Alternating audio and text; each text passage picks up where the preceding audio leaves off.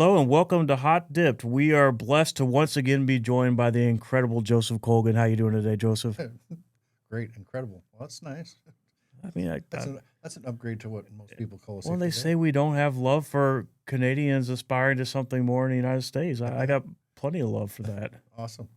And speaking of that, I'm sure you're proud of Canada, and I want to go sometime, and also the United States. But you're getting ready to uniquely, I think, celebrate this big Fourth of July 250th celebration. You're going to celebrate from Canada, right?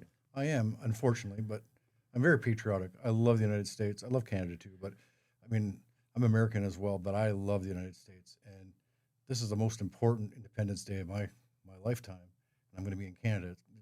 It's kind of sad one way, but I'm going. I get to see my family, and that's big time important. Maybe I can pass on some American patriotism a little bit. There you go. You don't get to see him that often, do you? No, it's been about 3.5 years since I've seen my mother and my brothers.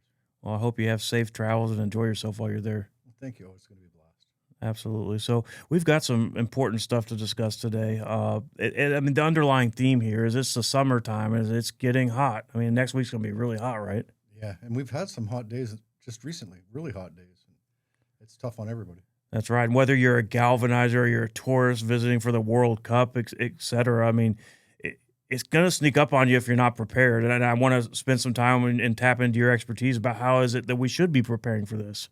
Yeah, I think there's so many things that we don't think about. Everybody hears about drinking lots of water. I don't think that's a problem. Everybody's drinking lots of water, and sometimes too much. I mean, too much water, you can get water intoxication. It's a real thing where you've drank so much water that you can't keep it down, and that you're getting rid of all the important nutrients in your system. I think everybody knows that part. But there's some other things that we need to know. Like the best way to prepare for Monday, it's going to be really hot Monday. Best way to prepare for it is to start right now. Actually, the day before is what they say, but I say start right now. If you're not used to it, you're not acclimatized. And in order to be acclimatized, I think there's a few things you need to do. First of all, you have to recognize that you are not acclimatized. None of us are. If it's been winter and spring and not too bad, none of us are ready for it. So we have to. That's the first thing our thought has to be. Okay, I have to do certain things that are different, things that we don't think about. Medications. What medication are you on? Because that can affect how well the heat affects you, or how well it does not affect you. Some medications you can't be in the heat with it. So what do? You ask your doctor, can I take it at night if I'm on a day shift? If I'm going to sporting events, maybe ask your doctor the same thing. Hey, I'm going to be out in the heat. Is this something I could take at night when I'm back in my room drinking water? Hopefully not beer, although beer goes with sporting events. Sometimes no events at all. But Right. either way, you want to cut it back if you can, or still have your parties and enjoy yourself, but understand that's going to affect you the next day. Medication is the other one. Uh, Being overweight, maybe a little bit overweight, that might affect it. I feel Uh, like you're talking to me there, no, Joseph. I'm talking to me. I spent the time out in the heat too. I felt it. I really felt it. And I think the key thing is that people you're around need to understand what is the heat issues. What does heat illness look like? Because you won't recognize it. What are the signs? Well, there's obviously, I think everybody knows that the profuse sweating and shaking and headache and nausea and all that. But there's some subtle signs. You can go from heat exhaustion to a heat stroke in under 15 minutes, which, if you start to show symptoms now, you're already too late. If you're starting to show symptoms now, you need to get somewhere cool, maybe get into a cool bathtub, have some friends run cold water on you, air conditioning. All that's important immediately because it escalates so fast.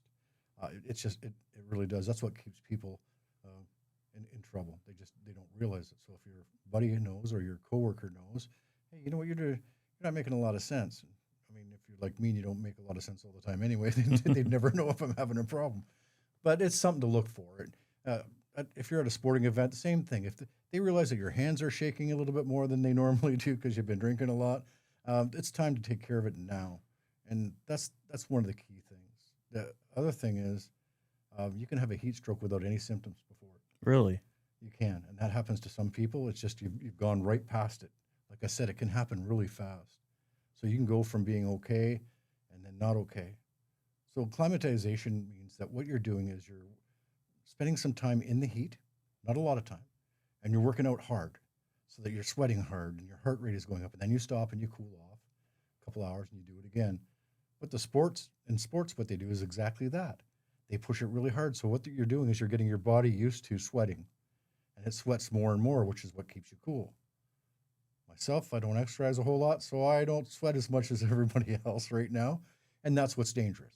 So that's what acclimatization is you're getting that, you're getting your heart rate up, you're getting your blood pressure up, and then you're letting it cool off, and you're kind of building it up, sort of like warming up your car.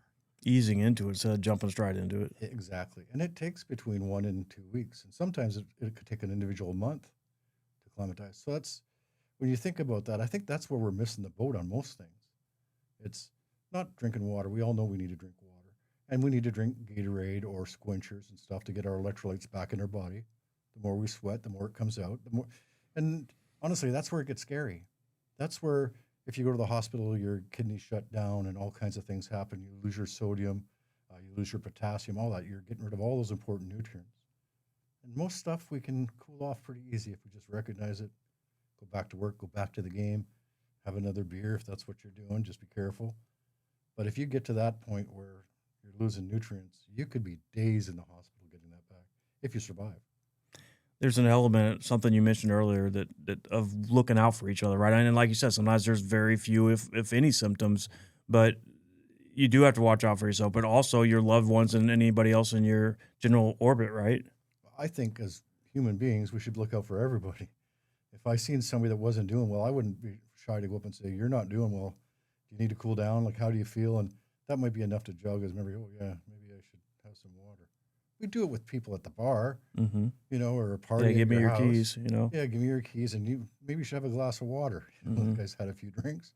Why can't we do that with just people that are around us? I think that's important. 100%. And so you talk about situations where if you let it go too far, it could result in days in the hospital, or potentially even worse, I imagine.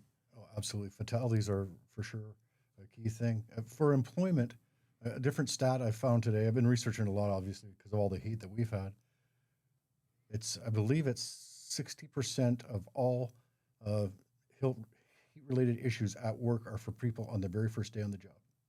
That goes back to that getting acclimated, like you mentioned earlier. It does. So it's really important for people that have worked in different environment. Now they're in the heat and for them to get acclimated. But the other part is for people that have been at the job for a long time, but now they're in the heat and they weren't in the heat before. I mean, that's the other thing.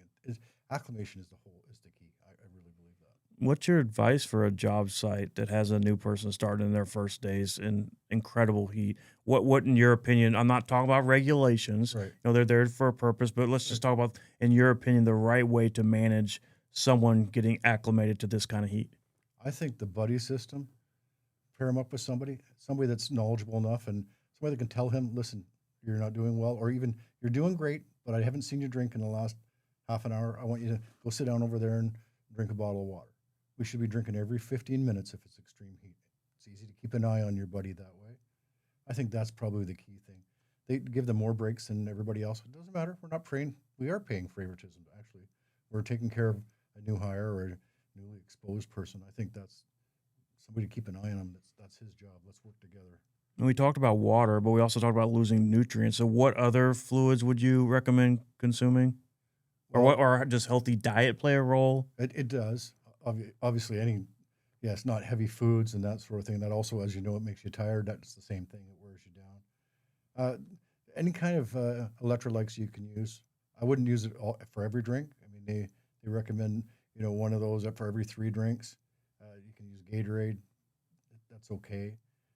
We use Squinchers here, and Ryan Monnig, who's a genius, by the way, Absolutely. he looked it up, and so they use something called liquid IV or something. Is I've what heard they were about telling. that. Yep. So he did a research, and Squinchers were actually better for you. I No think they're kidding. both good, but Hmm. we use Squinchers, and they're supposed to be better for you. We use popsicles with Squinchers in them, and we have all kinds of other things that we're trying now. So What's your advice for the person who's thinking to themselves, man, this this friend of mine, this coworker of mine, is going through a heat related incident. It's obvious. How does that person know if they can treat it themselves versus it's time to bring in professional medical care? well, very rarely can we treat it ourselves. That's just, I mean, if you're in doubt at all, we don't fool around. We call 911. You get them there. They'll take care of them from there. You can't really tell. Are you at the beginning stages or later stages? Like I said, it can go from this to this in a hurry. If you can bring them in to a cool place and they can drink water and keep it down and start to cool off, I'm very comfortable with that. I don't know that I'd let them go back out. I do know that you never leave somebody that's going through a heat-related issue alone ever. It can turn on a dime. And how would you know? There's nobody there until you come in and it's laying on the floor. I mean, that we do not want that. So. I think there's a little wisdom in thinking about the idea that it is better to send somebody to the hospital unnecessarily than wish you send them to the hospital because something happened. The only issue with that is, well, there's not really an issue. You're absolutely right. But it's a lot easier for an employer to say that. We have insurance, we have workers' comp, we have all those things that cover that. So the employee doesn't have to worry about that individual. Let's just say that individual, we're going to call 911. They're going to come in and say he's good to go or he's not. If he's not, off he goes and he's alive, and thank God we did it. You're at a ball game, you're with your buddy at home, and now it's his expense. That's a little And now different. it's, I don't want to go in, and well, you need to go in. Well, I'm going to make you go in. That's where I think we're safer at work, even though it's hotter there, because I'm hoping that we're all comfortable. I hope that all Because no organizations. one's really considering this is going to be expensive when they're like, I need to make this decision to go or not go. Exactly. And for our organization, for us, for Monnig, we report everything, first aids, and so it's not a matter of that if I don't go to the hospital, it doesn't get reported. It's going to get reported anyway. So get that out of your head. Get the fact that you're not paying for it out of your head. So it's not about that. It's about, are you okay or are you not? I think we have better than average chance with our employees. I'm continually learning new things from you, Joseph, too. And I think you've had some interactions with some OSHA folks recently. There are not necessarily rule changes yet, but aren't there some guidelines being either implemented or talked about related to heat that aren't necessarily regulation yet? Maybe they never will be, but so it's a two-part question. What are those guidelines? And then what is the process OSHA goes through when they're trying to determine whether something becomes a rule or not? That's a good one. So a recommendation is what I just learned about. And everywhere I searched in the last few days, they're talking about this new recommendation, and it's acclimation, how it works. So if you're brand new to the job, the first week you would work 20% of your job in the heat. The second week, 40%, 60%, 80, and then 100%. That's 6 weeks that you're going to be job modifying back and forth. Sounds great, love it. Except we're a production company. What do I do with my individual when all our work is in the heat? What do I do with them for the rest of the 80% of the day? It doesn't make sense.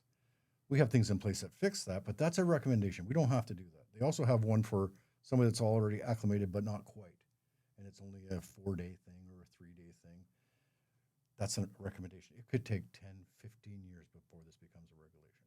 It's got to go through a lot of processes. They're going to ask the public what they think. I mean, there's a long way to go with this, but depending on who's in the government, can depend on how fast this gets pushed through, and depending on who's supporting this.